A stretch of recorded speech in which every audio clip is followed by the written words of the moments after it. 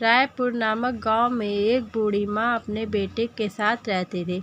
वह विधवा थी और उसने दूसरों के घर में काम करके अपने बच्चे को पढ़ाया था। उसका नाम देवांश था। देवांश ने भी मन लगाकर पढ़ाई की थी और पढ़ाई पूरी करने के बाद उसने नौकरी के लिए कई जगह अप्लाई करा और एक दिन किसी बड़ी कंपनी से उसको फ़ोन आया और उसको नौकरी मिल गई। वह बहुत बड़े अफसर की नौकरी थी। उसकी सैलरी 80,000 थी। उसकी माँ बहुत खुश हुई। उसे लगा मानो पूरी ज़िंदगी उसकी सार्थक हो गई और वह फूट-फूट कर रोने लगी। जैसे-जैसे समय बीतता गया और 1 महीने बीत गया, देवांश की तनख्वाह का भी समय हो गया और उसकी सैलरी मिली और उसने अपनी माँ को आकर अपनी तनख्वाह दे दी। माँ ने भी अपने पैसों को माथे से लगाकर बेटे से कहा, इसको अपने पास संभाल कर रख लो। मुझे इतना काम होता है कि मैं कहीं भूल ना जाऊँ। ऐसे ही चल रहा था। अच्छी नौकरी देखकर अब उसकी शादी के रिश्ते भी आने लगे और उसकी माँ ने भी अच्छी लड़की देखकर सीमा नाम की लड़की से उसकी शादी भी तय कर दी। देवांश की उम्र अब 26 साल की हो गई थी और खुशी-खुशी उसकी शादी भी हो गई। देवांश, सीमा और उसकी माँ तीनों प्यार से रहने लगे। शुरू में सीमा भी उसकी माँ के साथ अच्छा व्यवहार करती थी और उसका ध्यान रखती थी। धीरे-धीरे समय बीता और देवांश हमेशा की तरह सैलरी लाकर अपनी माँ के हाथों में दिया, पर माँ ने हमेशा की तरह पैसों को माथे से लगाकर पहले देवांश को देती थी, फिर अब सीमा को दे दिया और तिजोरी में संभाल कर रखने को कहा। सीमा पैसे ले लिए, पर कहीं न कहीं सीमा को ये बात खटक रही थी कि देवांश ने उसे सैलरी नहीं दी, पर वह चुप रही। समय के साथ सीमा के व्यवहार में भी बदलाव आया और देवांश की माँ अब उसे खटकने लगी और आए दिन किसी न किसी बात पर वो उसकी माँ से लड़ती और देवांश के आने पर रोज़ लड़ाई झगड़े होते थे। पर देवांश को आज अपनी माँ की कुर्बानी याद है। वो सीमा को ही समझाता था और यही कहता, मेरी माँ है, अगर वो कुछ कह भी देती है तो क्या तुम्हारी माँ ने आज तक तुम्हें कुछ नहीं कहा? मेरी माँ को अपनी सास नहीं अपनी माँ समझ जाओगी तो तुम्हें उनकी कोई भी बात बुरी नहीं लगेगी। और फिर मेरी माँ बहुत अच्छी है। देवांश की माँ बहुत सीधी है।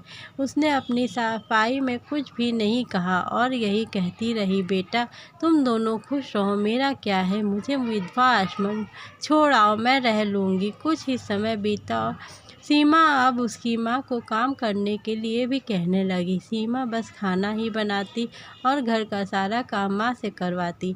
उसकी माँ भी सारा काम करती और शाम को देवांश के आने पर भी वो उससे कुछ ना कहती। धीरे-धीरे वो बहुत बीमार हो गई। देवांश अपनी माँ से पूछता तो वो कुछ भी ना कहती, बस यही बोलती, मैं अब बूढ़ी हो गई हूँ, मेरी तबीयत अब ऐसे ही रहेगी। एक दिन देवांश के ऑफिस चले जाने के बाद सीमा ने माँ से बर्तन धोने को कहा। उसकी माँ ने कहा, बहू मेरे बुखार है, मैं थोड़ा आराम कर लूँ, जब ठीक हो जाएगा तब धो दूँगी। पर वो ना मानी और लड़ाई करने लगी। जैसे-जैसे दिन बीते और शाम को जब देवांश घर आया, सीमा ने अपनी माँ को विधवा आश्रम छोड़ने के लिए देवांश से कहा। माँ सीधी थी और सरल थी। उसने भी यही कहा, बेटा मुझे छोड़ आओ, मैं भी जीवन के आखिरी पल में शांति से रहना चाहती हूँ। देवांश ने भी सोचा, अब रोज़-रोज़ के झगड़े से अच्छा है मैं माँ को छोड़कर ही देख लूँ, और देवांश अपनी माँ को विधवा आश्रम छोड़ आया।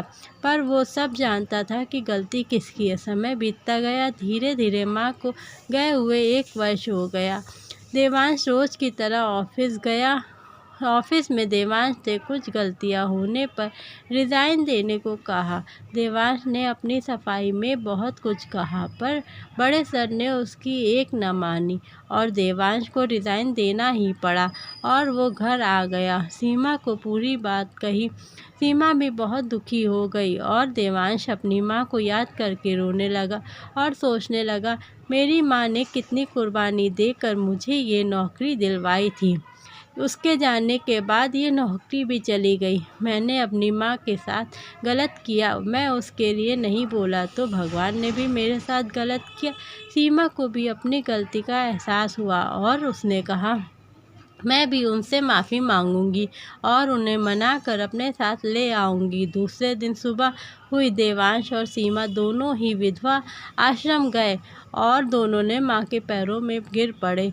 उन्होंने माफ़ी मांगी। सीमा ने भी अपनी गलती पर पछतावा व्यक्त किया और अपने साथ घर चलने को माँ से कहा। तो माँ तो बस माँ ही होती है। उसने सब कुछ भुलाकर सीमा को माफ़ कर दिया और घर चली गई।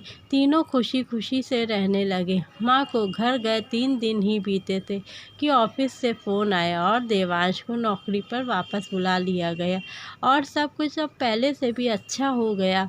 घर में खुशहाली आ गई। इस कहानी से हमें ये शिक्षा मिलती है कि अपने से बड़ों का हमेशा सम्मान करना चाहिए। बड़े चाहे जैसे भी हो, हमेशा अपने बच्चों का भला ही चाहेंगे, क्योंकि बड़ों को दुख देकर हम कभी सुखी नहीं रह सकते। फिर देवांश की माँ ने तो अकेले ही देवांश को इतना बड़ा अफसर बनाया था। इसलिए हमें अपने माँ बाप का कर्ज कभी नहीं भूलना चाहिए। राधे राधे दोस्तों।